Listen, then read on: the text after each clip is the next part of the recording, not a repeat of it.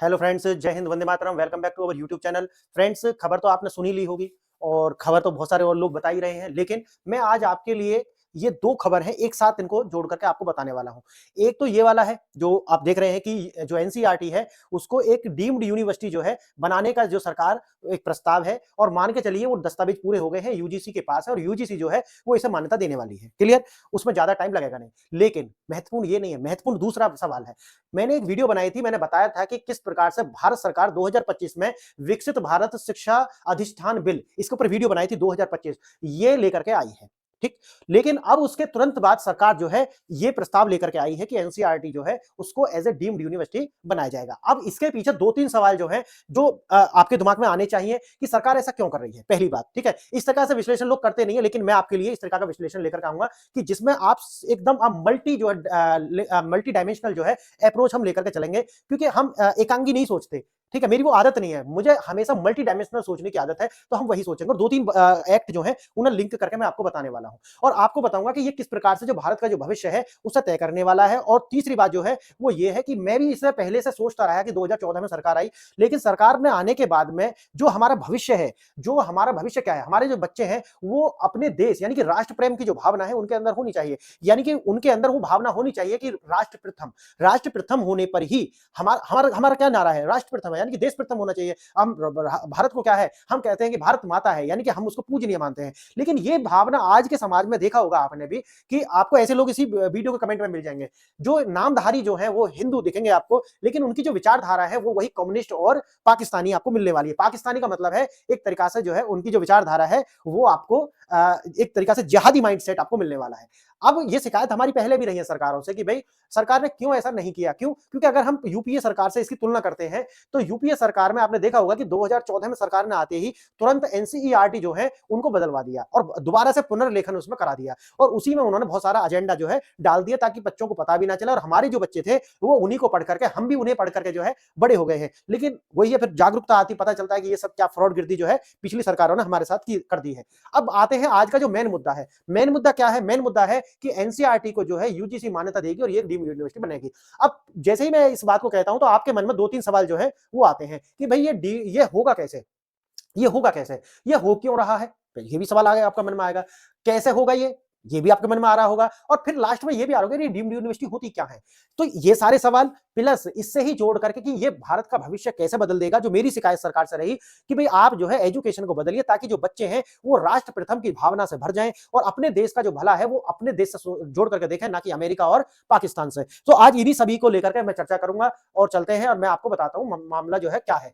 मामला जैसे कि अब आपको पता चली गया होगा, एनसीईआरटी बनेगा विश्वविद्यालय, जाने क्या है बदलाव हो जाएंगे। क्या क्या बदलाव होंगे? वो जो चार क्वेश्चन मैंने आपको बताए हैं।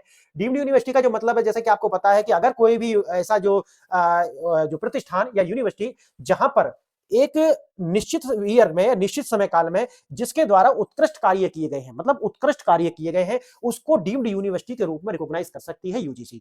अब मैं आपको जो नेक्स्ट वाला है उसमें यह बताने वाला हूं कि ये जो यूजीसी है इसको भी नेक्स्ट कदम में सरकार समाप्त करने वाली है और एक एकीकृत व्यवस्था लेकर के आएगी। एक वीडियो मैंने बनाई थी उसी के ऊपर, आप मेरे टेलीग्राम से जुड़ जाना। टेलीग्राम पर आपको सारी जितनी, क्योंकि कई सारे चैनल है तो मैं वीडियो अलग अलग चैनल्स पर डालता रहता हूं, तो लेकिन लिंक सारे जो है आपको टेलीग्राम पर मिल जाएंगे, तो वो ज्वाइन कर लेना, वहां से आपको वीडियो मिल जाएगी। तो वही है कि आने वाले समय में यूजीसी को भी समाप्त करेगी सरकार, और सरकार जो है ला करके एक यूनिफाइड वो बनाने वाली है, एक आयोग बनाएगी और उस आयोग के नीचे 3 काउंसिल्स बनाएगी। वो मैंने उस वीडियो में समझाया है। लेकिन अब जैसा कि मैंने आपको बताया, कोर्स सिलेबस और फीस तय करने का जो अधिकार है, कोई डीम्ड यूनिवर्सिटी जो होती है उसको ये सारे अधिकार होते हैं कि वो अपना कोर्स जो है वो डिजाइन करे। और ये जो कोर्स है ना, इसी के अंदर मेरा वो सवाल छुपा हुआ है कि सरकार किस प्रकार से बच्चों के अंदर राष्ट्र प्रेम की जो भावना है, क्योंकि राष्ट्र को यूनाइट करना, अखंडता और एकता जो है वो सुनिश्चित करना, लेकिन एनसीईआरटी इस वाले मोटिव को पूरा नहीं करती। आप अगर आप एनसीईआरटी पढ़ेंगे ढंग से तो आपको वो ये जो राष्ट्र की एकता और अखंडता को पूरी करते हुए समझ में नहीं आएंगे। यानी कि उनके अंदर वही जो है कम्युनिस्ट विचारधारा घुसा दी गई है कि जो पुरुष को स्त्री से बांट कर देखती है, ऊंचे को नीचे से, इस जाति को उस जाति से, यानी कि हमेशा वही जो विचारधारा, क्योंकि कम्युनिस्टों के द्वारा लिखी गई है। अब देखिए, कोर्स सिलेबस, यानी कि अगर डीम्ड यूनिवर्सिटी बनती है तो कोर्स वो अपने आप डिजाइन करेगी। तो जो मेरा कंसर्न है वो यहाँ पर सॉल्व हो जाएगा। सिलेबस, कोर्स और सिलेबस होगा और फीस तय करेगी, यानी कि जब डीम्ड यूनिवर्सिटी बनेगी तो वो फीस तय करने की जो स्वतंत्रता बन जाती है किसके पास, जैसा मैंने बताया कि जिसको भी डीम्ड यूनिवर्सिटी बनाया जाता है उसको ये स्वतंत्रता मिल जाती है। अब बात वही आ जाती है कि एनसीईआरटी का जो नया रूप है, क्या वो वास्तव में जो अभी किताबें जो छापता है, किताब आप जानते होंगे एनसीईआरटी की 1 से 12 तक की, तो क्या वो कार्य करेगा या नहीं करेगा? बिल्कुल वो कार्य करता रहेगा। वो उसका प्राथमिक कार्य है। समझ गए मेरी बात? तो वो इसका प्राथमिक कार्य है। डिग्री देने का अधिकार इसको मिल जाएगा, जिसमें वो ग्रेजुएशन और पोस्ट ग्रेजुएशन और पीएचडी। अब मैं बताऊंगा ऐसा वो कर क्यों रहे हैं, ये सारे कारण मैं आपको आने वाली स्लाइड्स में गिनाऊंगा कि ऐसा करने से हो क्या जाएगा। सरकार के 2-3 उद्देश्य हैं जो मैंने आपको बताया है। एक तो वही है, राष्ट्र की एकता और अखंडता को सुनिश्चित करेगा, इस तरीका का करिकुलम जो डिजाइन करा जाएगा कि बच्चे अपने देश के विषय में इस तरीका से सोच पाए। ठीक। और दूसरा क्या है कि आर&डी, यानी कि जो हमारी जो यूनिवर्सिटीज हैं उनमें रिसर्च एंड डेवलपमेंट कार्य जो है तेजी से होना चाहिए। और जो तीसरा सबसे बड़ा जो मुद्दा सरकार जो अचीव करना चाह रही है इससे, वो है कि हमारे यहाँ पर जो रिसर्च पेपर होते हैं, हमारी यूनिवर्सिटी जो है वो दंगाइयों का अड्डा बन गई है। आप देखते होंगे आए दिन जेएनयू में किस तरीके के जो तत्व हैं वो आते हैं निकल करके, कभी भारत को तोड़ने की बात करते हैं, कभी किसी की कब्र खोदने की बात करते हैं। तो इस तरीका की जो दंगाई है, जो 40-50 साल के होकर के टैक्स पेयर का जो पैसा है उसको खाते रहते हैं और वहां से सरजील इमाम और इस तरीका के जो आतंकी बनकर के निकलते हैं, है ना, आतंकी टाइप के जो तत्व बनकर के निकलते हैं, तो उनको जो है सरकार सोच रही है कि भाई या तो ये भाग जाएंगे या तो फिर जो है वो शोध पत्र कितने निकाले। हम कहते हैं ना कि आईपीआर कितने हैं, इंटेलेक्चुअल प्रॉपर्टी राइट कितनी है हमारी। आप जितनी यूनिवर्सिटी है, एएमयू का क्या अचीवमेंट है, कितने आईपीआर है उसके पास में, क्या शोध है उसका, जेएनयू के पास क्या शोध है, आप जाकर के सर्च कीजिए, या फिर डीयू का क्या शोध है पूरी दुनिया में, आखिर वो कहीं नंबर पे आते क्यों नहीं है? उनके उनके ना कोई शोध है, ना कोई रिसर्च पेपर है, ना उनके पास कोई इंटेलेक्चुअल प्रॉपर्टी राइट्स है। तो सरकार ये चाह रही है कि ये जो दंगाइयों के जो अड्डे बने हुए हैं और 40-40 साल तक यहाँ पर टैक्स पेयर का जो पैसा खा रहे हैं ये लोग बैठ करके, इनको जो है दिशा दी जानी चाहिए। क्लियर है? आगे मैं बताऊंगा ये सारी चीजें आपको विस्तार से। शिक्षा और शोध का विस्तार।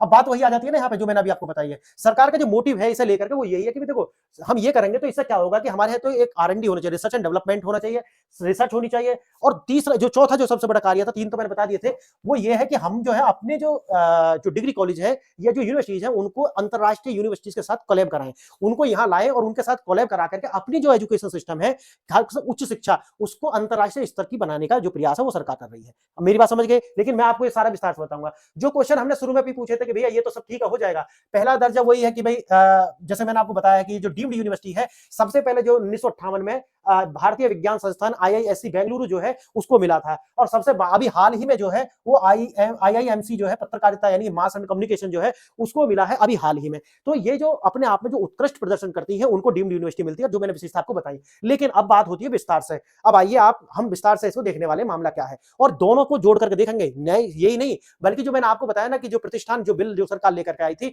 उसके अंदर क्या क्या प्रोविजन है, 2-3-4 प्रोविजन जल्दी जल्दी उसका बता दूंगा, और ये पूरा ताकि ये आप पूरी होलिस्टिक पिक्चर समझ जाए कि क्या होने वाला है। आप ठीक। अब मैंने जैसा कि आपको बताया कि जो एनसीईआरटी जो है, राष्ट्रीय शैक्षणिक अनुसंधान और प्रशिक्षण परिषद जो है, इसको एक डीम्ड यूनिवर्सिटी देने का प्रयास है। अब क्लियर आप समझ गए होंगे डीम्ड यूनिवर्सिटी होती क्या है। अब इसका विस्तार जो सीमित किताबों से शिक्षा और रिसर्च तक किया जाएगा, सरकार का मोटिव भी आप समझ गए होंगे। अब बात वही क्वेश्चन जो आपके दिमाग में आए होंगे कि भी ये जो हो क्यों रहा है, क्या हो रहा है, क्यों हो रहा है, बताए हैं मैंने अभी। क्या हो रहा है ये तो बता दिया मैंने अभी आपको, क्यों हो रहा है वो भी मैंने आपको बता दिया, कैसे होगा, यूजीसी के द्वारा मान्यता प्राप्त होगी और बाद में जो है यूजीसी को खत्म करेंगे। ठीक है, वो मैं अभी आगे आपको बताऊंगा यूजीसी को खत्म क्यों करेंगे। और तीसरा जो आपके मन में आ रहा होगा कि द अप्रूव्ड प्रोसेस क्या होगा, दस्तावेज तैयार हो गए हैं, जाकर के वो जो यूजीसी को देंगे, यूजीसी मान्यता दे देगी। ठीक है। अब है डीम्ड यूनिवर्सिटी, ये मैंने आपको इसका जवाब दे दिया, डीम्ड यूनिवर्सिटी होती क्या, विस्तार से भी बता दूंगा। और पांचवा जो प्रश्न था, क्या और कैसे बदलेगा, क्या क्या बदल जाएगा, जो लास्ट में मैंने बताया है बदलेगा वही। एक तो वो इंटरनेशनल यूनिवर्सिटी के साथ कोलैब्स वगैरह कराने की बात है, आइए विस्तार से देखेंगे क्या है। एनसीईआरटी डीम्ड यूनिवर्सिटी का दर्जा देने के प्रस्ताव अंतिम चरण में है, लगभग काम पूरा हो चुका है। यानी कि एनसीईआरटी क्या करती है वो तो आपको समझ में आ गया होगा। यह प्रस्ताव यूनिवर्सिटी ग्रांट कमीशन यूजीसी के पास जो है विचाराधीन है और यूनिवर्सिटी इसको देगी, क्योंकि आने वाले समय में यूजीसी को खत्म करने वाले हैं, वो अभी बताऊंगा मैं आगे आपको। इसमें सभी आवश्यक दस्तावेजी औपचारिकताएं जो है वो पूरी कर ली गई हैं। यूजीसी की अगली बैठक में इस पर अंतिम फैसला हो जाने वाला है, मतलब आप मानिए काम पूरा हो चुका है। अब बात आती है कि ये जो है नेशनल एजुकेशन पॉलिसी जो 2020 में लाए थे, क्या उसके साथ ही अलाइन करेगा, ये उसी के साथ अलाइन करेगा, क्योंकि मैंने आपको अभी आगे बताने वाला हूं मैं कि जो प्रतिष्ठान जो बिल लेकर के आए हैं वो प्रतिष्ठान बिल भी जो है एनईईपी के साथ ही जो अलाइंड है।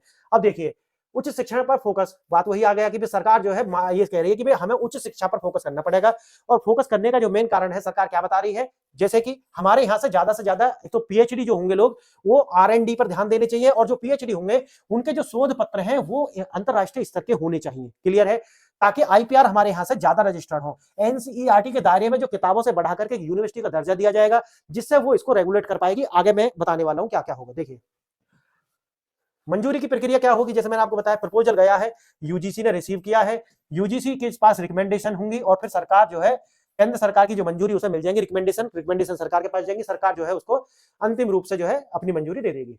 अब देखिए डीम्ड यूनिवर्सिटी क्या होती है, जो मैंने आपको बताया है, यह दर्जा जो है उनको दिया जाएगा जिनका एक विशेष क्षेत्र में एक लंबे समय तक विशेष क्षेत्र में एक लंबे समय तक उत्कृष्ट प्रदर्शन रहा हो, यानी कि अच्छा कार्य उन्होंने एक्सीलेंस वर्क किया है, उन्होंने एक लंबे समय तक उसका प्रभाव रहा है। अगर ऐसा देखती है सरकार तो उसको डीम्ड यूनिवर्सिटी बता देती है। अभी तक टोटल 145 डीम्ड यूनिवर्सिटी का जो दर्जा है, भारत में ऐसी यूनिवर्सिटी है जिनको 145 उनकी संख्या है। एनसीईआरटी के स्कूली शिक्षा के क्षेत्र में दशकों का जो महत्वपूर्ण योगदान इस दर्जे का आधार है।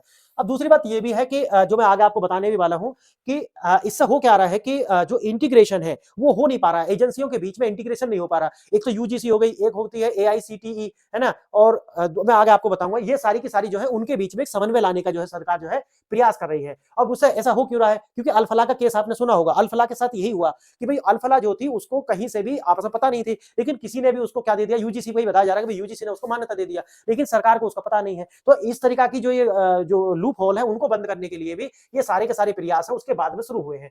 अब डीम्ड यूनिवर्सिटी क्या होती है ये मैंने आपको बता दिया, उससे होने से क्या होगा, एक तो उनको अपने कोर्स और सिलेबस बनाने की स्वतंत्रता मिल जाएगी अगर कोई डीम्ड यूनिवर्सिटी है, सरकार का ज्यादा उसमें जो इंटरफेरेंस नहीं रहेगा। फिर है फीस संरचना, यानी कि अगर फीस स्ट्रक्चर देखते हो तो वो अपने हिसाब से डिजाइन कर सकते हैं जैसी जैसी वो सुविधाएं दे रहे हैं।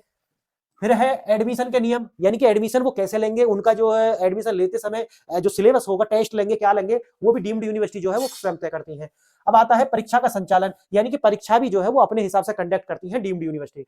अब आते हैं भारत के प्रतिष्ठित संस्थान डीम्ड यूनिवर्सिटी का उदाहरण कौन कौन से हैं, मैं जैसे आपको बताया है आईआईएससी जो है 1958 में सबसे पहले जो है इसको डीम्ड यूनिवर्सिटी का दर्जा मिला था, लेकिन अभी हाल ही में आईआईएमसी जो है Indian institute of mass communication, इसको भी जो है दर्जा मिल गया है डीम्ड यूनिवर्सिटी का। क्लियर है ये वाली बात आपको? देखिए अब तक एनसीईआरटी क्या करती थी, एनसीईआरटी जो है वो किताबें लिखती थी 1 से 12 तक की, लेकिन क्या ये वास्तव में एक लंबे समय से इनका एक उत्कृष्ट योगदान है या नहीं है? तो क्या ये डिजर्व नहीं करती? करती है। डीम्ड यूनिवर्सिटी बनेगी। अब डीम्ड यूनिवर्सिटी बनेगी तो क्या क्या करेगी, जैसे आपको पता है मैंने शुरू में बताया, ग्रेजुएशन और पोस्ट ग्रेजुएशन और पीएचडी के इनकी जो डिग्री कराएगी, शिक्षा के क्षेत्र में नए कोर्स जो प्रोग्राम शुरू करेगी, शिक्षा नीति पर गहन अध्ययन और शैक्षणिक अनुसंधान जो है उसके नाम में भी आती है ना एनसीईआरटी में, तो जो अनुसंधान करेगी, शैक्षणिक अनुसंधान और शिक्षक प्रशिक्षण कार्यक्रमों का जो विस्तार है उसका आधुनिकीकरण जो है उसको करेगी।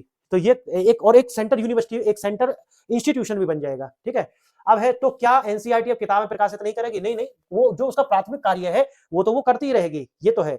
अब है एक नया अध्याय, किताबों का जो विस्तार से अकादमिक नेतृत्व तक, अब यानी कि अब उसको जो है लीडरशिप जो है उसकी भी जिम्मेवारी मिलने वाली है। एनसीईआरटी का यह परिवर्तन केवल एक संस्थागत बदलाव नहीं है बल्कि भारतीय शिक्षा की प्रणाली के लिए एक महत्वपूर्ण मील का पत्थर साबित होने वाला है, ऐसा मानना है सभी का, मेरा भी। यह स्कूली शिक्षा की नींव को एक उच्च शिक्षा और वैश्विक शोध के अवसरों से जोड़ेगी। इसका मतलब यह है कि ये 1 से 12 तक की किताब लिख रही है। अब बच्चा जो है वो 1 से इसकी किताब पढ़ रहा है 1 से 12 तक, इसका मतलब है यहां तक वो इस तरीके से ट्रेंड होगा कि जब वो उच्च शिक्षण संस्थाओं में जाएगा तो उसी के हिसाब से, फिर क्योंकि है तो सेंट्रल यूनिवर्सिटी जो इंस्टीट्यूशन तो यही है, तो इसी के हिसाब से जो है ऊपर तक का जो एजुकेशन सिस्टम है उसका जो है सृजन किया जाएगा। अब बात वही है कि एनसीईआरटी की जो किताबें हम पढ़कर बड़े हुए हैं, अब आप उनके ही यूनिवर्सिटी में पढ़ेंगे तो आप कैसा लगेगा आपको, वो आप साझा करें, कमेंट बॉक्स में उसे लिखें। लेकिन आज का जो जो मुख्य बात जो थी वो समझ लीजिए, विकसित भारत शिक्षा अधिष्ठान बिल, इसके ऊपर अलग से एक वीडियो बनाई थी, ये सरकार लेकर के आई थी, और जैसा कि मैंने आपको बताया दिसंबर 15 2025 में जो है इस बिल को इंट्रोड्यूस किया, और ये जो बिल है ये एक जो है एक्ट भी बन जाने वाला है। ये एक्ट बन जाएगा, लेकिन आपके लिए क्या जरूरी है, आपके लिए जरूरी ये है कि एक सिंगल रेगुलेटरी बॉडी ये होने वाली है। क्या होने वाली है? एक सिंगल रेगुलेटरी बॉडी ये होने वाली है, वीबीएसए इसे बोलते हैं, वीबीएसए, और इसके अंदर 3 काउंसिल होने वाली है। कितनी? 3 काउंसिल। ये जो 3 काउंसिल होंगी ये किस किस को रिप्लेस कर देंगी? एआईसीटीई ये वाला है, ये वाला खत्म हो जाएगा, ये वाला all India council for technical education, ठीक है, ये खत्म हो जाएगा। दूसरा है national council for teacher education, NCTE, ये भी खत्म हो जाएगा। और तीसरा जो है एक और था यूजीसी, यूजीसी भी खत्म हो जाएगा। इन तीनों को खत्म करने के बाद बाद में बनाया जाएगा क्या? काउंसिल्स बनाई जाएंगी, और वो काउंसिल्स जो होंगी कौन कौन सी होंगी? एक तो ये हो गई एचईआई, एक ये काउंसिल होगी, इसका कार्य, वो पूरी वीडियो देखोगे ना, वो पूरी वीडियो बनाई हुई है इसी के ऊपर, तो आप कमेंट करोगे तो मैं आपको या तो वहीं पे लिंक प्रोवाइड करा दूंगा, नहीं तो आप टेलीग्राम में जाकर के देख लेंगे।